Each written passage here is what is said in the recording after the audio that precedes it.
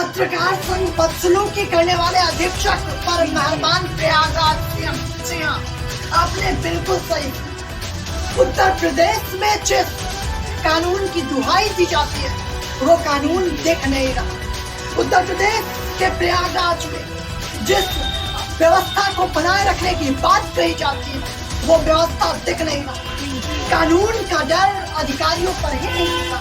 हालांकि ऐसा आए दिन देखा जाता है, अधिकारी कुछ भी कर बैठते हैं, अपनी मनमानी दूसरों पर थोपना चाहते हैं, लेकिन उन पर कोई भी कार्रवाई नहीं देखी जाती, या फिर ये कहे कोई भी संतोषजनक कार्रवाई देखी ही नहीं जाती। कार्रवाई के नाम पे सिर्फ और सिर्फ नोटिस जारी किया जाता है, जैसा कि इस बार भी देखा गया। जो गरीब है, जो किसान है, जो निचले स्तर के हैं,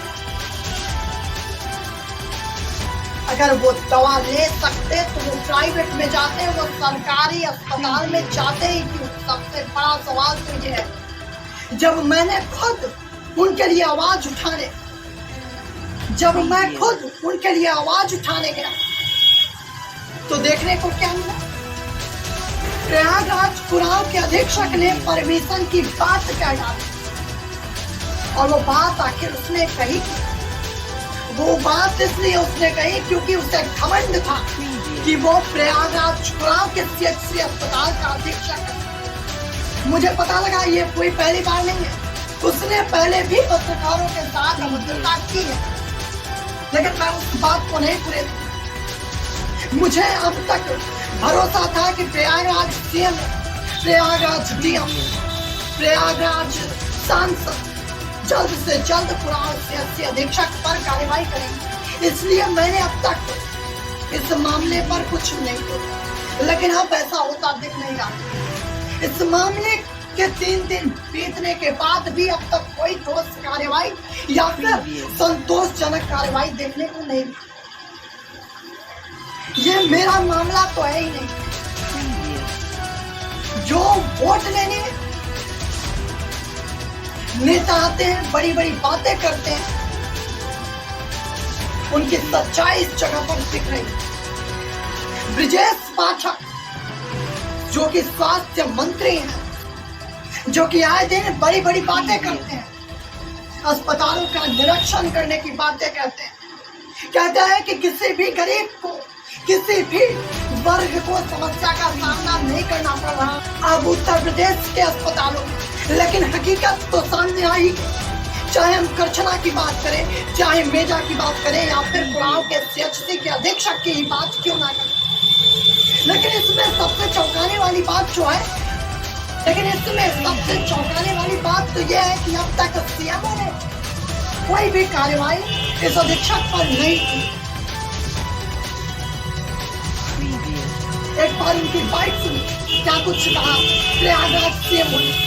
कुरान सीएचसी का एक वीडियो वायरल हुआ जो अधीक्षक द्वारा एक आदेश पारित किया गया है कि उनके आदेश के बिना सीएचसी में प्रवेश करना वर्जित है। इस तरह के तुगलकी फरमान को सर किस तरह सपोर्ट देते हैं, और इसके अगर ऐसा नहीं है तो इस पर क्या कार्रवाई की जाएगी? ये बिल्कुल गलत है, इसको मैं पूरी तरह से विरोध करता हूँ। और अधीक्षक से मैंने फ़ोन से बात किया है, उनसे कहा है आप इस तरह से कोई स्टेटमेंट लिखा पढ़ी नहीं दे सकते हैं, और मैंने आज पत्र बनवा दिया है, उनके लिए अलग से बनवा दिया है, और सभी अधीक्षकों को बनवा दिया गया है कि जब भी कोई प्रेस मीडिया या कोई भी व्यक्ति आता है हमारा, उसके बारे में आप ठीक से बात करोगे, सही भाषा प्रयोग करोगे, वो जो कार्य कर रहा है उस कार्य में उसका सहयोग करोगे, उसकी बाधा नहीं उत्पन्न करोगे, और जो जगह नहीं जाने वाले हैं, जैसे आपका लेबर रूम है, ओटी, वहाँ नहीं जाने दोगे, और अन्य कहीं पे भी वो जा सकता है। इसके लिए अलग से उनको कोई अनुमति लेने की आवश्यकता नहीं है। इसके बारे में मैंने पत्र दोनों को इशू कर दिया है। प्रयागराज सीएमओ नानक सरन ने ये तो कहा कि मैंने हर एक अस्पताल में नोटिस भेज दिया, हर एक अधीक्षक के पास नोटिस पहुंच गई है, और कुरान अधीक्षक के पास अलग से नोटिस भेजी गई। लेकिन सोचने वाली बात तो यह है, जो पत्रकार के साथ बदसलूकी की गई है, जो सच्चाई दिखाने गए थे पत्रकार, उनके साथ अभद्रता की गई है, उन्हें परमिशन तक की बात कह डाली गई है। जो गरीब वहाँ दवा लेने आए थे, उन्हें बाहर की दवाएं लिखी जा रही थी, एक एक सबूत है, एक एक गवाह है, लेकिन उसके बाद भी कार्रवाई नहीं हो रही। आखिर ऐसा क्यों? मेरा एक बड़ा सवाल ये है कि अगर अधीक्षक मेरी जगह होता, मेरा एक बड़ा सवाल है, अगर अधीक्षक मेरी जगह होता और मैं अधीक्षक की जगह होता, यानी अगर पत्रकार अधीक्षक को कुछ बोल देता तो पत्रकार इस समय थाने में बैठा होता। पत्रकार को अगर अधीक्षक कुछ बोलता है तो उसके साथ कुछ भी मत करना, क्योंकि वो अधीक्षक है और उसे इसी बात का घमंड है। अधीक्षक सुरेश सोनकर, कार्रवाई न होने से कुराओं के अधीक्षक सुरेश सोनकर का मन बढ़ेगा, इसमें कोई शक नहीं। इतना तेजी से जो वीडियो वायरल हो रहा है, इतने पत्रकारों का उसमें आक्रोश देखने को मिल रहा है, उसके बावजूद भी जब कार्रवाई नहीं हो रही तो सोचने वाली बात तो ये है, जब किसी अकेले के साथ ऐसा होता होगा, वो अकेला अगर कॉल करके कहे तो शायद उसके बात को तो सुनी भी ना जाए, और यही हकीकत है।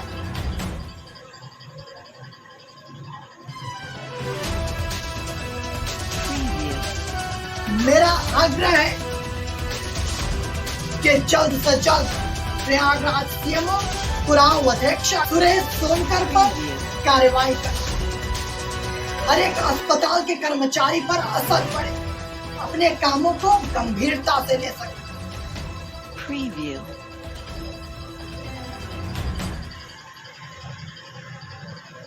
जांच की बात करके टाल मटोल करना, ये एक सीएमओ को शोभा नहीं है। इतने बड़े मामले को दबाने की कोशिश करना, ये किसी एक बड़े पदाधिकारी को शोभा नहीं देता। और शायद ये बात अब सीएमओ साहब से ऊपर की जाती, लेकिन ये चुप्पी किसी को, हर एक पत्रकार को खटक रही है। हर एक पत्रकार पूछ रहा है आखिर न्याय कब? एक सीएचसी अस्पताल जो कि प्रयागराज के गुराम में 3.5-4 लाख लोग हैं, गुराम सीएचसी की एक बड़ी जिम्मेदारी है, और एक पढ़ा लिखा अधीक्षक ये कह डाले कि परमिशन कहाँ है तुम्हारे पास, और वहां तक अधीक्षक की कुर्सी पर बना हुआ है, ये बहुत ही शर्मनाक बात है, और ये कई सवालों को खड़ा करता है। लोगों का न्याय से भरोसा उठ रहा है, लोगों का ये सवाल है आखिर न्याय का, पत्रकारों के मान सम्मान की बात कहाँ गई, वो गरीबों की फ्री की योजनाएं कहाँ गई? जब पैसा ही देने हैं तो गवर्नमेंट हॉस्पिटल का नाम आखिर गवर्नमेंट हॉस्पिटल क्यों, सरकारी क्यों, प्राइवेट हॉस्पिटल कर दिया था। और ये मामला इतनी आसानी से दबने वाला नहीं है। प्रयागराज सीएमओ नानक सरन जी से मेरा आग्रह है, जल्द से जल्द कुराओं अधीक्षक पर या तो कार्रवाई करें, और अगर कार्रवाई नहीं करते पत्रकारों का आक्रोश तो देखने को मिलेगा, इसमें कोई शक नहीं। बहरहाल जितने भी पत्रकार साथियों ने मेरा साथ दिया, और ये मेरा नहीं, ये पत्रकारों ने हर एक पत्रकार का साथ दिया। इस बात से पता चल गया हर एक अधिकारी को कि अगर किसी भी एक पत्रकार के साथ बदसलूकी की जाए तो कतई उसे बख्शा नहीं जाए। और ये याद रहे हर एक अधिकारी को, तक पत्रकार अपने भारत में, अपने उत्तर प्रदेश में, प्रयागराज में है, तब तक गलत काम करना उचित नहीं है।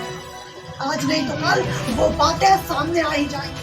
बहरहाल ये हर एक उस गरीब की लड़ाई थी जो उसने जीती भी।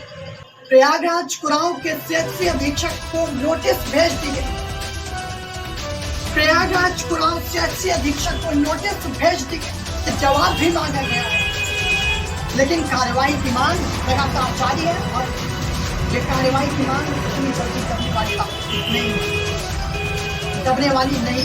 बहरहाल बहुत बहुत धन्यवाद हमारे साथ जुड़ने के लिए। अगर वीडियो पसंद आए तो वीडियो को लाइक करें, चैनल को सब्सक्राइब करें, कमेंट में अपनी राय जरूर रखें। बहुत बहुत धन्यवाद हमारे साथ जुड़ने के लिए।